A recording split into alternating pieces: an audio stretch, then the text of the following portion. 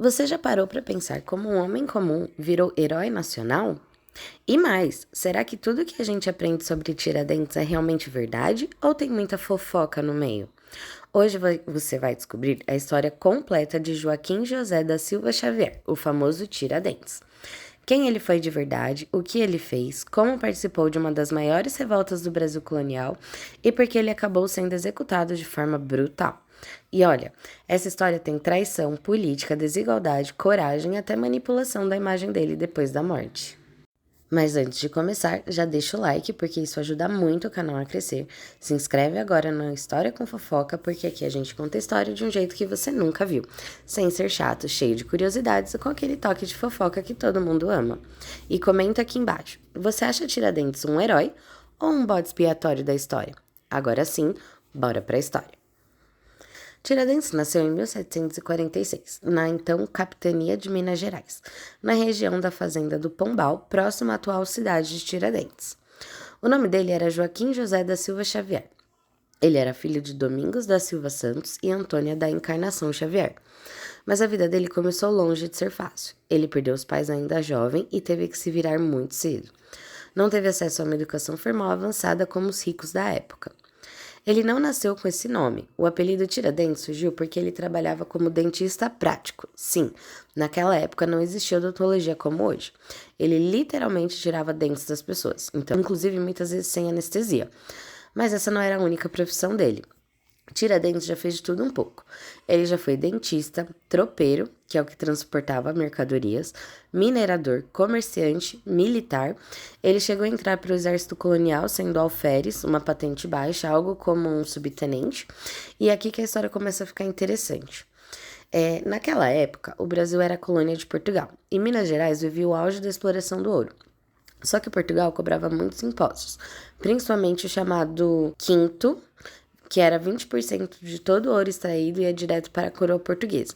E quando a meta não era atingida, vinha a temida derrama, cobrança forçada, onde soldados podiam invadir casas e pegar bens. Então, imagina o caos.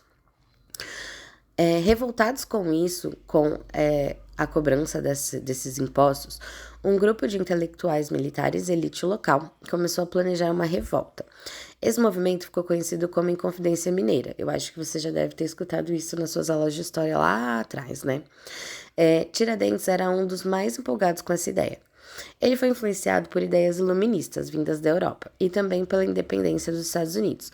Então, ele acreditava em liberdade, o fim da opressão portuguesa, a criação de uma república no Brasil, mas tem um detalhe muito importante.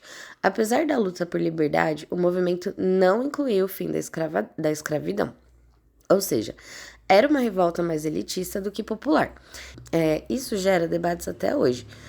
Tiradentes era um revolucionário completo ou limitado pelo pensamento da época? Eu acho que ele era produto do tempo dele, né? Apesar de tudo, ele era produto do tempo dele. Diferente dos outros conspiradores, Tiradentes falava abertamente sobre a revolução. Ele literalmente saía contando o plano por aí. Enquanto outros queriam agir em segredo, ele queria mobilizar o povo. E isso acabou sendo um grande problema. Por quê? Como toda boa história, teve traição. Um dos envolvidos, o Joaquim Silvério dos Seis, denunciou o plano em troca do perdão de suas dívidas com Portugal, e o resultado que todos foram presos. O processo durou muitos anos. Vários envolvidos foram condenados, mas a maioria teve a pena reduzida para exílio. Só que Tiradentes assumiu a responsabilidade quase que sozinho.